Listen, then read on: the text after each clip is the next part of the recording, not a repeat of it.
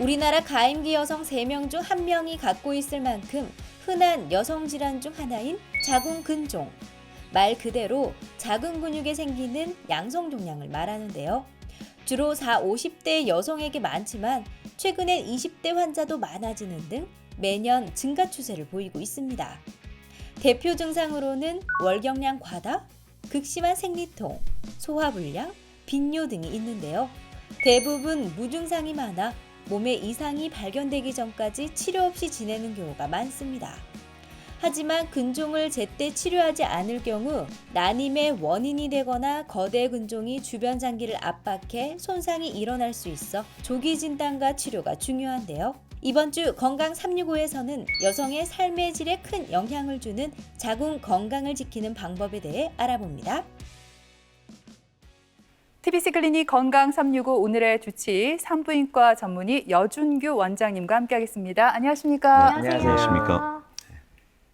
예, 보통 부인과 검진을 하다 보면은 뭐 자궁에 혹이 있다, 어디서 이거 떼야 된다 이런 말을 듣게 돼요. 굉장히 걱정스럽기도 한데 그만큼 여성들에게 자궁 근종이 흔하다는 얘기잖아요. 네. 이게 어떤 질환인가요?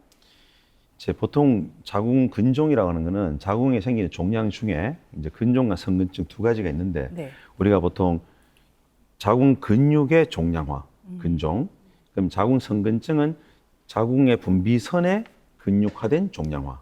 그래서 흔히들 여러분들이 뭐 자궁이 두꺼워졌다, 내막이 두꺼워졌다, 자궁벽이 두꺼워졌다 여러 가지 얘기를 듣게 됩니다. 네. 근데 우리가 쉽게 생각하면 고기를 사러 갔는데 마블링이 잘 들어있는 고기라고 생각하시면 돼요. 자궁은 마블링이 잘 들어있는 고기인데 고기를 사오라고 했더니 아니 기름덩어리 이만한 걸 사가지고 온 거예요.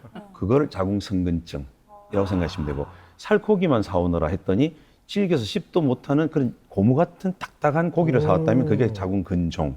이렇게 생각하시면 돼요. 그러면 쉽게 자궁 성근증이 뭐지? 자궁 근종이 뭐지? 이랬을 때 여성들이 처음엔 다 헷갈려 하세요. 네. 그게 그거지 않냐고.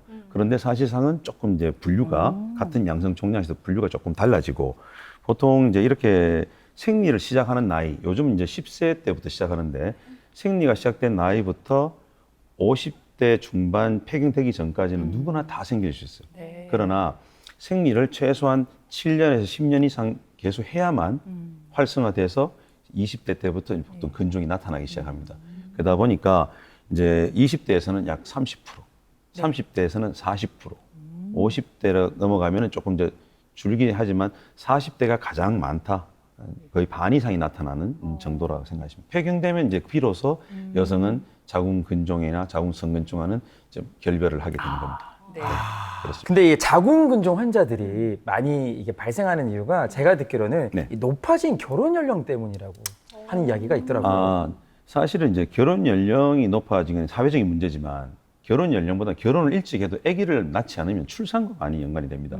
그래서 우리가 보통 임신 기간 그리고 또 아기를 놓고 나서 수유하는 기간 예전에는 아기를 5, 10 이렇게 놓던 시절에 그때는 의학이 발달하지 않았더라도 우리 할머니 시대에는 그냥 아기 낳다 보면은 폐경이 돼요. 20년 동안. 그러다 보니까 자궁이 혹이 발생할 시간을 주지 않았습니다.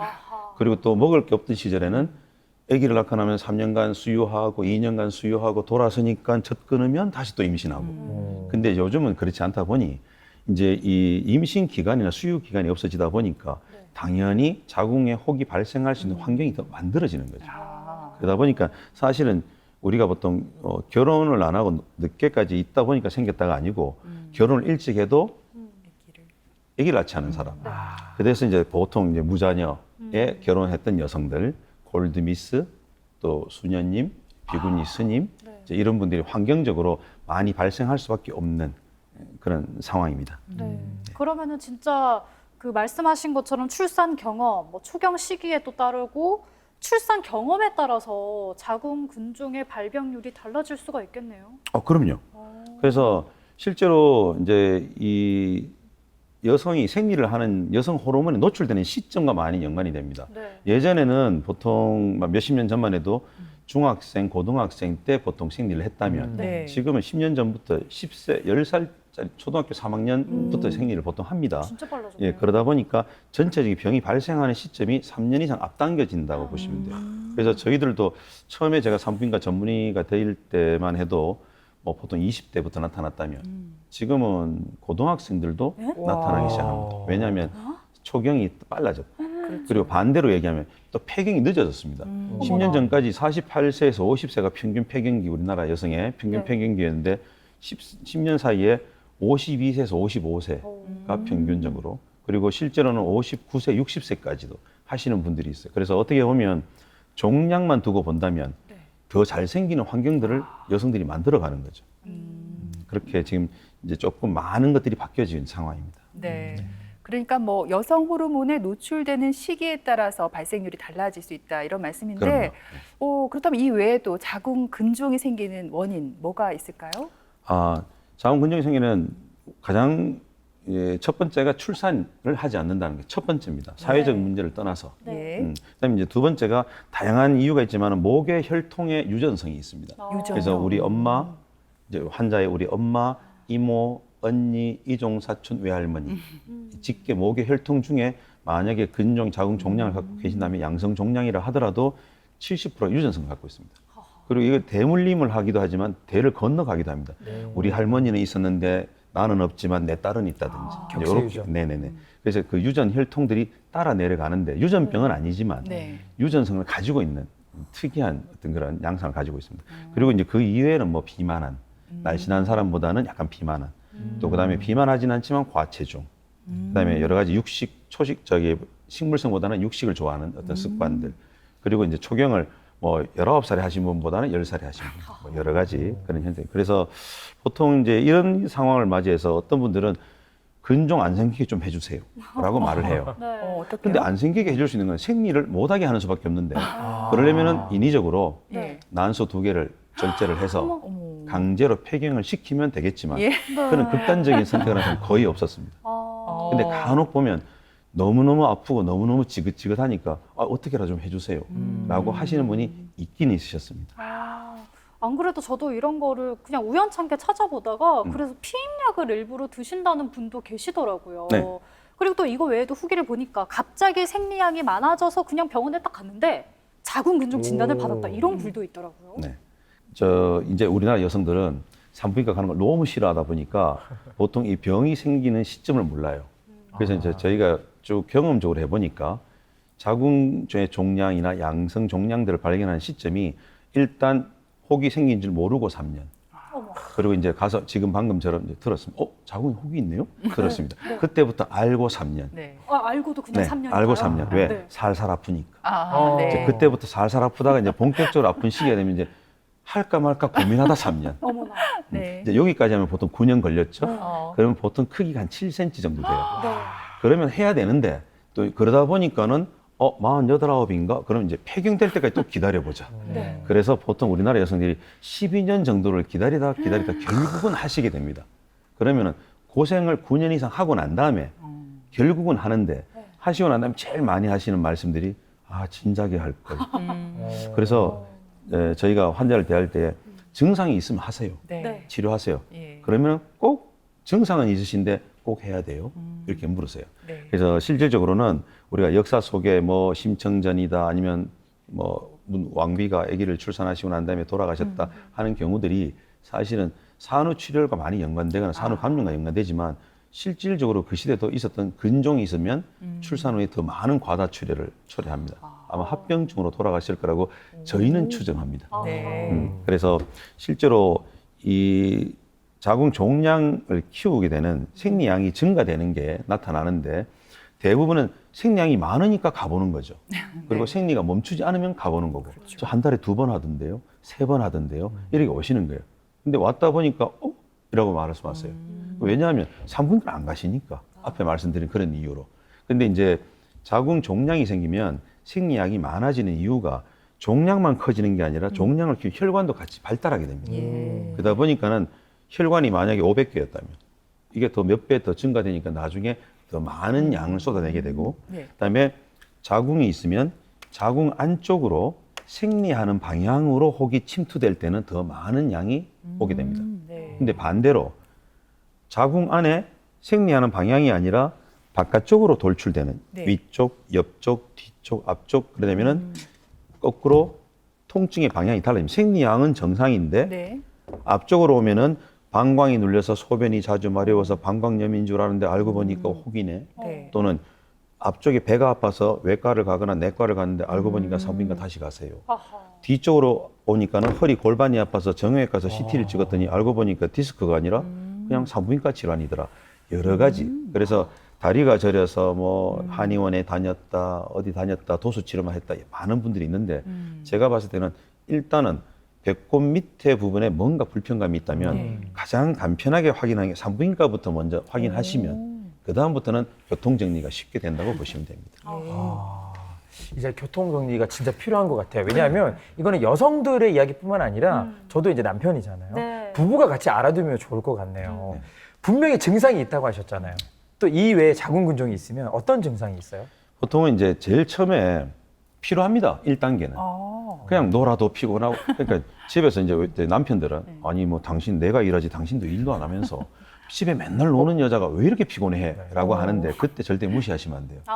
놀아도 피곤하고 일하면 더 피곤하고 하는 거 없이 피곤하고 그래서 종합 검진 받으니까 정상이라고 하는데 또 피곤하고 그래서 이제 환자들이 심지어는 어디 물으러 엉뚱한 무속 쪽으로 가기도 하는데 실질적으로는 그냥 필요합니다. 예. 초기에는 그렇습니다.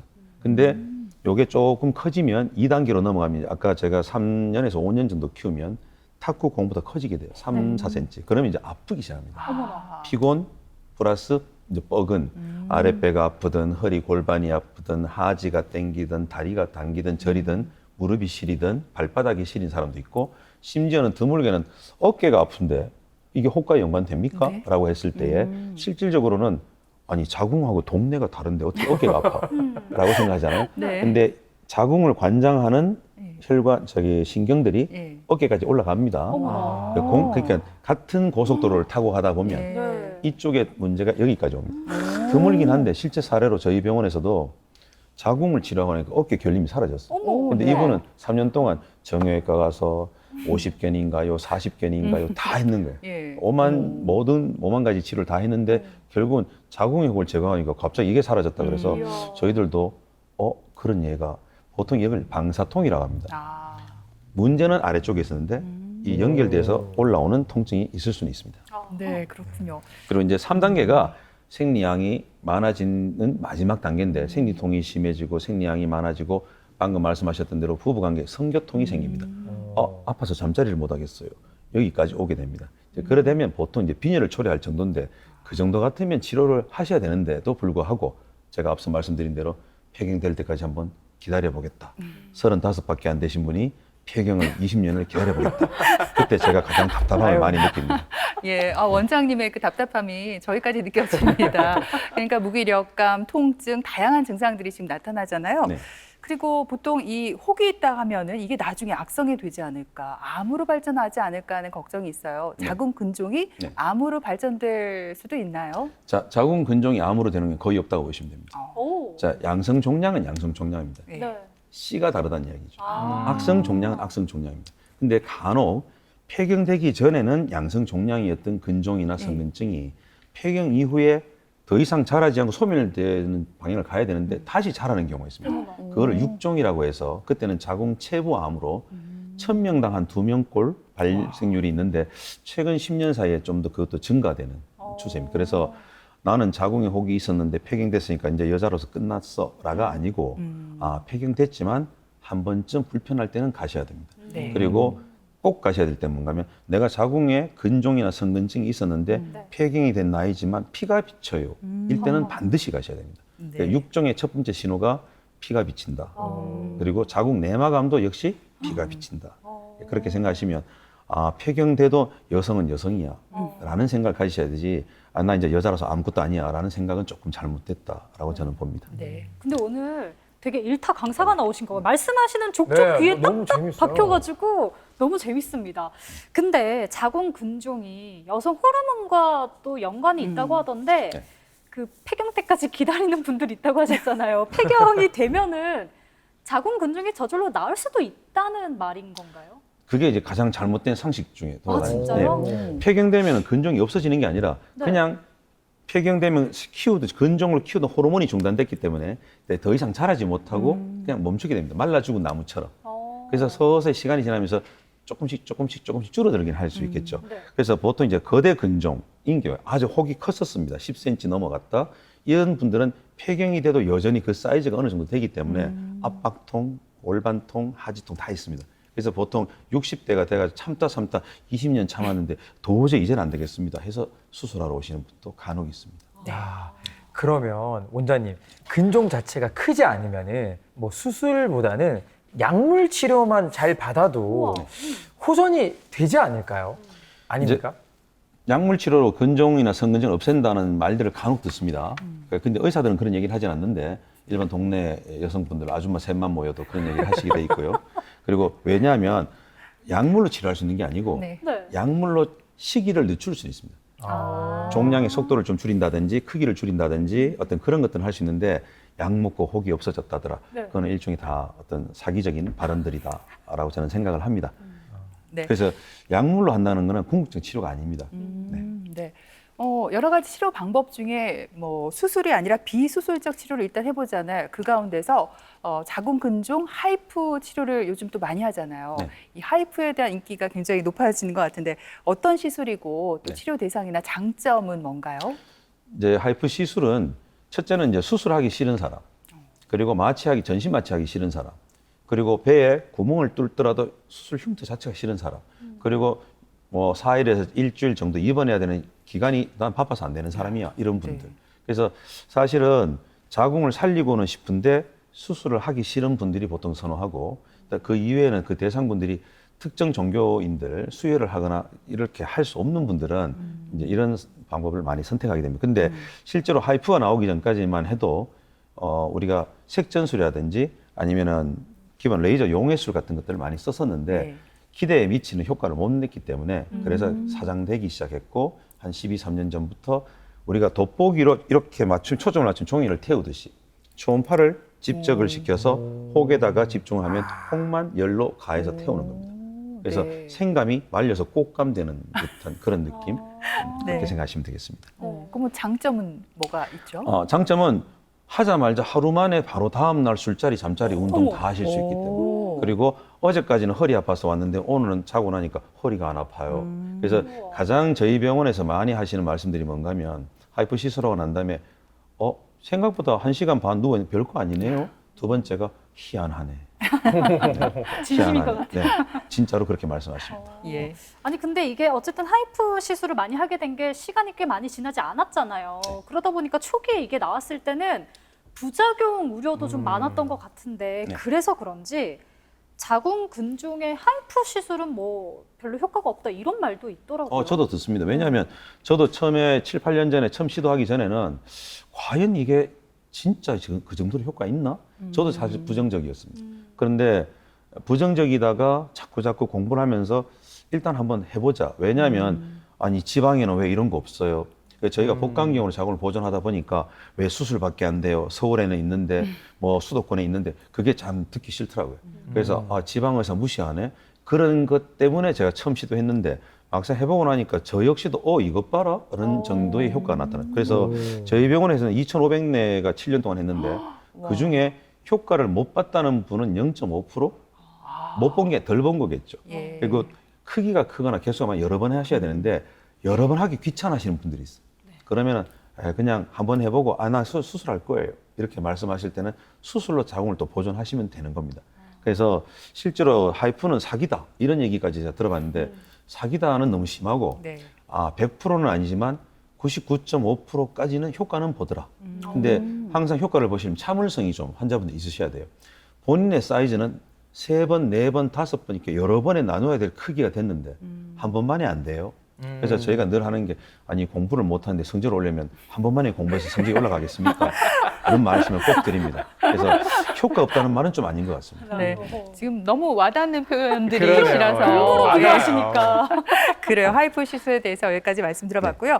또 치료를 위해서 자궁을 적출해야 한다 뭐 이런 얘기도 간혹 들리는데 사실 여성으로서 굉장히 피하고 싶은 상황이잖아요. 그렇다면 어떤 경우에 자궁을 적출하게 되는지 또 괜찮을지도 궁금합니다. 네, 사실은 늘 이제 많은 의사들이 얘기를 하시지만 자궁을 적출하고 안 하고의 문제는 본인의 마음이 첫 번째입니다. 그리고 나는 자궁 적출하기 싫어. 근데 암이라는데 그건 하셔야 됩니다. 네. 그러나 암이 아닌 양성 종양, 특히 요즘은 자궁암 연기까지도 자궁을 적출하지 않습니다. 예전에 30년 전만 해도 암이잖아요 이랬다면 지금은 자궁암 연기도 자궁을 다 보존하는데 문제는 자궁을 적출하는 거는 의사가 자기 편의성에 따라서 뭐 당신은 종양이 너무 크다, 개수가 너무 많네, 혹의 위치가 안 좋은데 수술 중에 출혈이 많으면 어떡할 건데 이런 약간의 우려를 심어줌으로써 환자가 불안감을 조장하게 되고 그 불안감 때문에 어쩔 수 없이 그럼 자궁 적출하는 거예요 라고 하는데 사실상은 자궁을 살린다 못 살린다는 전문의의 어떤 기술적 차이입니다. 그래서 내가 만약에 자궁을 보존하고 싶어 라고 한다면 언제든지 보존할 수 있는 기술을 갖고 있는 전문의에 상담하시면 됩니다. 그러니까 의사가 에이 이 나이에 자궁이 뭐 필요하세요? 적출하세요. 그런 거는 의사의 마음이지 환자의 마음은 아닙니다. 그렇지만 환자가 나는 곧 죽어도 자궁은 필요 없어요 이렇게 말한다면 감사하게도 저희는 쉽게 적출합니다. 자궁 적출이 가장 쉬운 수술이거든요. 아시겠죠? 네. 그래서 그렇게 생각하시면 됩니다. 네. 근데 제가 이런 말을 들은 적이 있어요. 진짜 큰 근종 있잖아요. 네. 거대 근종인 경우에도 이게 복강경 수술이 이게 가능하다. 누구는 또 가능하지 않다. 네. 서로 막 이렇게 싸우시더라고요. 네. 뭐가 맞습니까? 가능합니다. 가능한데 우리가 보통 근종의 크기가 아기 머리만 할 때 10cm를 기준으로 봅니다. 근데 이게 15cm 정도 되면은 배꼽 아래까지 만져지게 됩니다. 근데 배꼽까지 만져지는 경우는 보통 20cm 정도 됩니다. 와. 근데 실제로 저희 병원에 33cm까지 오신 분이 있어요. 홍무게만 8.2kg면 새 쌍둥이 낳았을 때 8.2kg 정도 나온다고. 와. 근데 그래가지고 오신 분은 얼마를 키웠냐? 30년 넘게 키우신 분이에요. 그래서 실질적으로 15cm 정도까지는 복강경을 잘하는 선생님들은 자궁을 보존할 수 있다, 배를 개복하지 않는다. 근데 보통 10cm 넘어가면 일반적인 선생님들이 그냥 개복하세요, 아니면 그냥 적출하세요 이런 말을 하죠. 그리고 그럼 20cm 넘으면 어떡할 건데 카메라가 접근할 수 없는 한도를 넘어서는 겁니다. 내시경 카메라가. 그러면은 20cm 넘어가거나 20cm 같으면 사이즈를 줄이는 앞서 말씀드렸던 약물 치료라든지 주사를 통해서 사이즈를 조금 줄인 다음에 15cm 정도 줄여서 근접할 수 있게끔. 그다음에 또 마음은 급해서 빨리 하고 싶어요. 그러면 하이프를 해서 전체 20cm를 조금 줄이게 됩니다. 우리가 오징어를 풀에 얹으면 이렇게 쪼그라들듯이. 네. 그렇게 약간 줄인 다음에 슈링킹이라고 하는데 움츠러들게 해서 복강경 접근하시면 개복하지 않아도 됩니다. 보통 이제 젊은 여성들이 배에 개복하는 자체를 거부하기 때문에 네. 그런 방법을 써서 거대 근종을 치료하실 수 있는 겁니다. 그 궁금한 게 자궁 근종 치료 후에 임신이 가능할까? 이게 일단 첫 번째 좀 질문이고요. 그리고 또 하나 여쭤볼 건 그럼 임신이 가능하다라고 하시면 언제쯤 임신이 가능할까? 또 궁금하네요. 자궁 근종 성근증 치료한 다음에 충분히 임신 가능합니다. 그런데 우리가 조금 아셔야 될 건 뭐냐면 대부분 사람들이 의사 말을 듣지 않습니다. 동네 아주머니 말씀 더 잘 듣고요. 사람 지나가는 사람 말 더 잘 왜 듣고요. 그럴까요? 또 얘기를 하면 네이버, 구글에서 그렇게 말 안 하던데라고 합니다. 자궁에 손대면 애기 못 가지잖아요. 이 말을 참 많이 하세요. 근데 자궁에 손을 잘못대면 못 가집니다. 잘 되면 가지는 겁니다. 그래서 근종을 아무리 뭐 하더라도 자궁을 잘 보존해서 복원을 시키면 애기 간데 문제가 없고 자궁 성근증은 너무 큰 성근증일 경우에는 자궁이 전체가 다 망가지는 상태입니다. 그러다 보니까 자궁을 살리더라도 아기가 들어설 수 있는 그 공간이 좁아지면 아무래도 난임으로 이어갈 수 있습니다. 그래서 성근증일 때는 아기를 가지실 분들 좀 작을 때 5cm 미만이거나 6cm, 7cm 미만일 때 했으면 좋겠는데 꼭 보면 10cm, 12cm 이렇게 찾아오시는 거죠.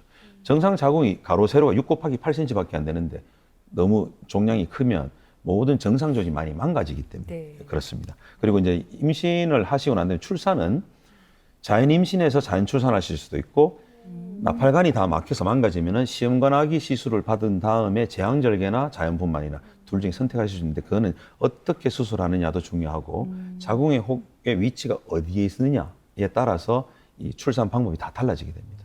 네, 그래요. 우리가 또 평소에 식이 습관을 잘 유지하는 것도 중요하잖아요. 여성 호르몬에 도움이 되는 뭐 음식들, 건강 보조식품들이 요즘 많이 나와 있어요. 이런 거를 좀 미리 먹어두면 도움이 되지 않을까요?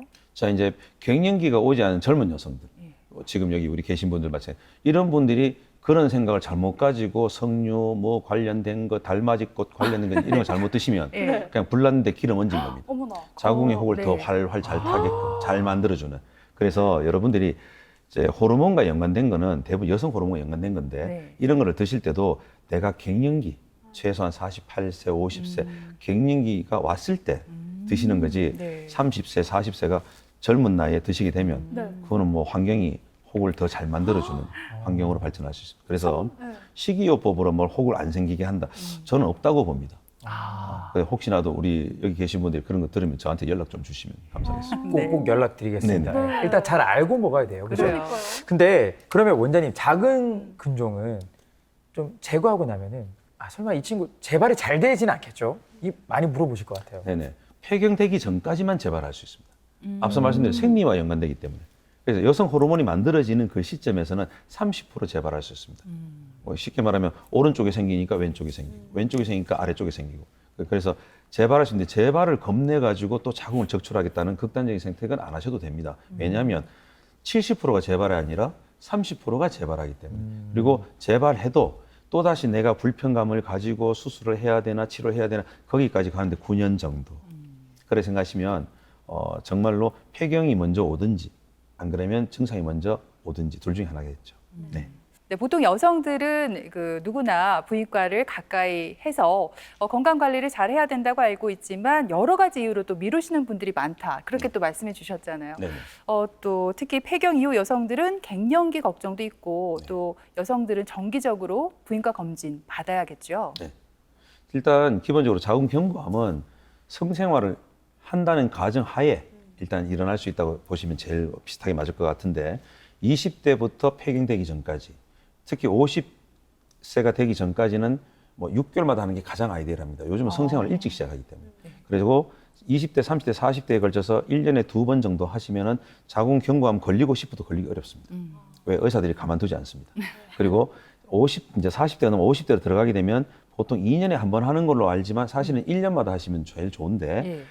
작년에 검사해서 괜찮았는데 이번에 가니까 안 좋다네요 해봤자 자궁암 연기를 넘어가기 어렵습니다. 시기적으로 속도가. 그리고 폐경이 되시려면 그냥 2년마다 하셔도 됩니다. 이 말은 이제 여자로 안 쳐주는구만 이런 뜻도 됩니다. 그런데 여기서 이제 중요한 포인트는 난소암인데 여러분들이 난소암은 그냥 폐경되면 끝난 애가 아니라 네. 사실은 40부터 70 들어가기 전까지가 난소암이 가장 잘 걸리는 호발 연령입니다.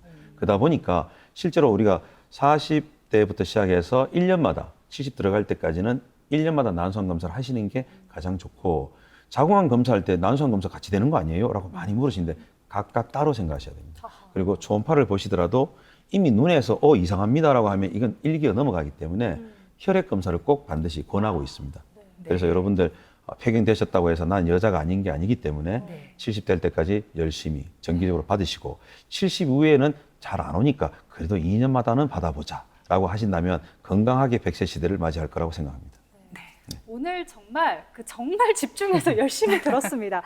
미혼 여성은 이제 자궁 경부암 검사를 시작으로 아까 말씀하셨던 초음파라던가 여러 가지 검사를 연령대에 맞는 검진 내용이 있잖아요. 그거에 맞춰서 좀 평소에 잘 우리 몸을 챙기시면 좋을 것 같습니다. 네, 남성들도 마찬가지입니다. 특히나 20, 30대 남성들 같은 경우에는 뭐 잦은 야근에 그리고 오래 앉아 있어서 생활하다 보니까 이런 생활 패턴 때문에 전립선에 문제가 생기는 경우가 많아요. 특히 40대 후반부터는 전립선 반드시 꼭꼭 검사하셔야 됩니다. 네, 철원 씨도 그렇고 예원 씨와 저는 산부인과 좀 자주 가야 될 것 같아요. 그러니까요. 미리미리 건강 챙겨야 할 것 같습니다.